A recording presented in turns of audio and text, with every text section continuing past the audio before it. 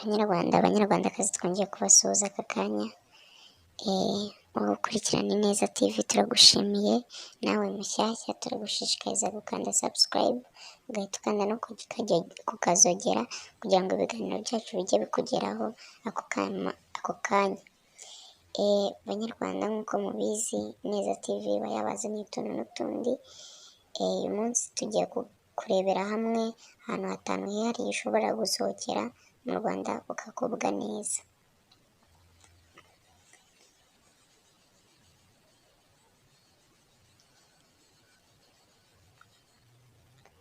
Ubwiza bw'imisozi miremire isaga igihumbi, ibibaya, ibiyaga, inzuzi, imigezi, amashyamba n'ibindi byiza nyaburanga biri mu bituma u Rwanda rwizihira abarugana n'abarutuye n'igihugu cy'ubwiza n'uburanga kamere.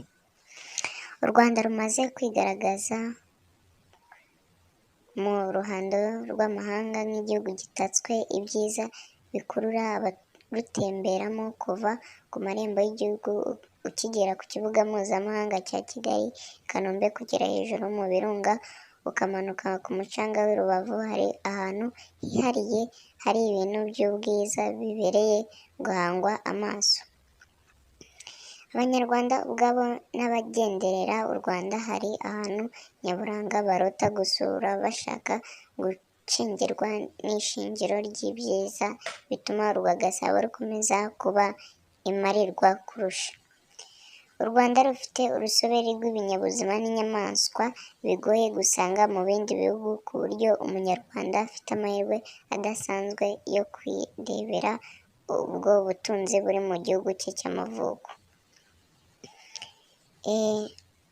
Ahantu hambere tuhasanga umujyi wa Kigali.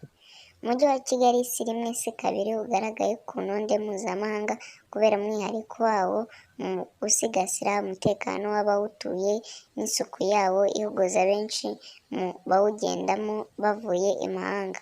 Kigali ifatwa nk'indorerwamo y'u Rwanda, niyo itanga ishusho y'iterambere mu bikorwa remezo ku binjiye mu gihugu y'uko cyiyubatse nyuma y'imyaka 26 kivuye mu bihe bya Jenoside yakorewe Abatutsi mu 1994.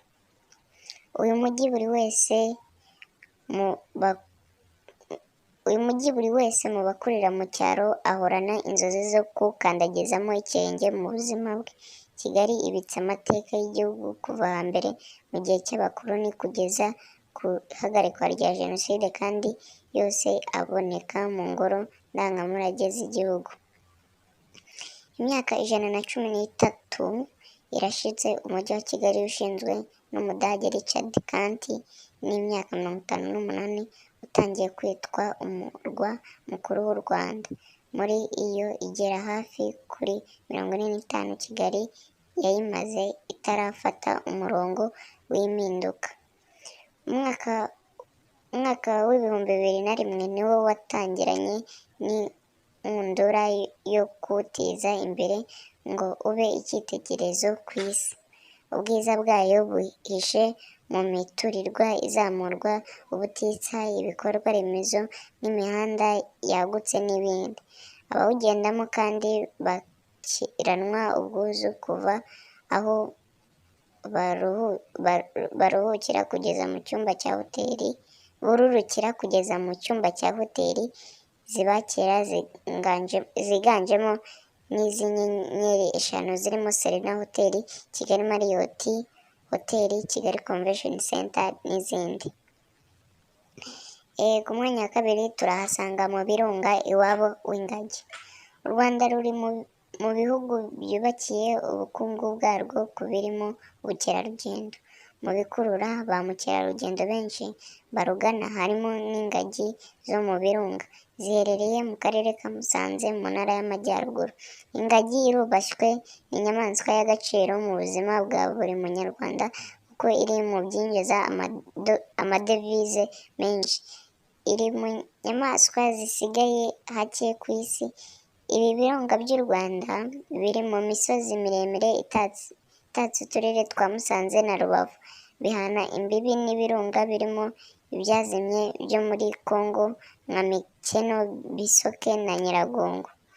Uvuye i Musanze uvuye i Musanze ashobora no kunaga akajisho ku biyaga by'Impanga bya Burera na Ruhondo. Ni ibiyaga bihuje amateka n'inkomoko kuko byombi byavutse kubera ibirunga. Mu nkengero zabyo hari amafu adasanzwe y'umuyaga n'ubuhehere biturukamo. Iyo uhagaze ku nkike zabyo uba witegeye uruhererekane rw'ibirunga bya Muhabura, Bisoke na Gahinga. Aka gace abagasura barazirikanwe kuko hubatswe hoteli ziri ku rwego rwo kwakira abanyacyubahiro bakomeye.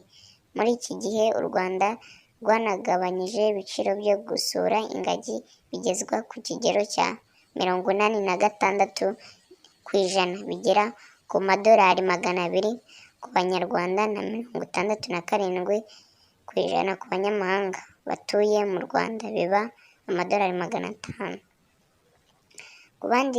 Ku bandi hagumaho amadolari 500 yasabwaga buri wese ukeneye kureba ingagi. Ubusanzwe umuntu wese washakaga gusura ingagi yishyuraga amadolari y'Amerika 500.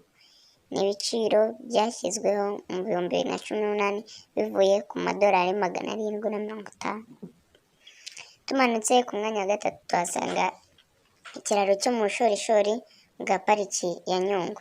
Pariki y'igihugu ya Nyungwe ifite imisozi miremire irimo uwa Bigugu ufite uburebure bwa metero 2950, ibarizwamo inyoni z'amoko 310, harimo 26 asanzwe amenyerewe, irimo urusobe rw'ibinyabuzima by'ingeri zose, inyamaswa n'ibimera.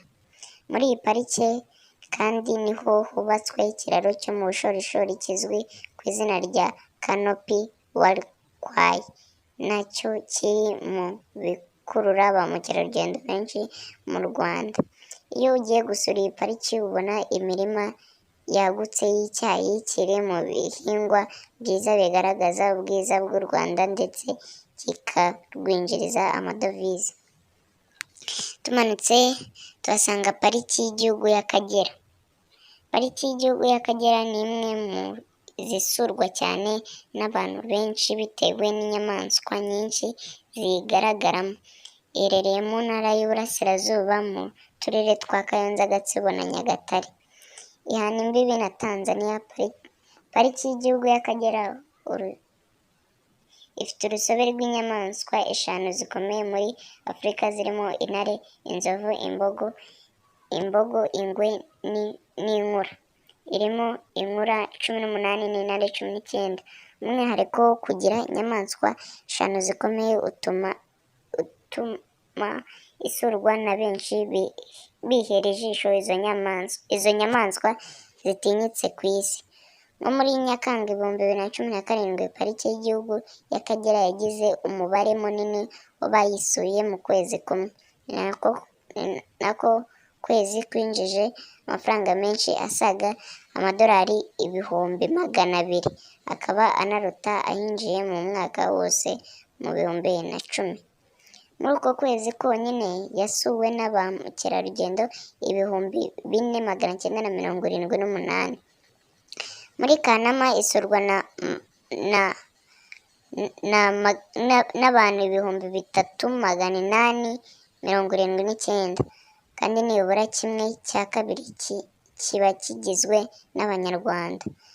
Muri iyi pariki kandi hagaragara ibiyaga birenga 10 birimo nka Ihema, Rwanyakizinga, Hago, Mihindi, Kivumba, Mihengero, Shakani n'izindi nyinshi. Harimo amoko y'ibiti 270 ndetse n'amoko y'inyoni arenga 520.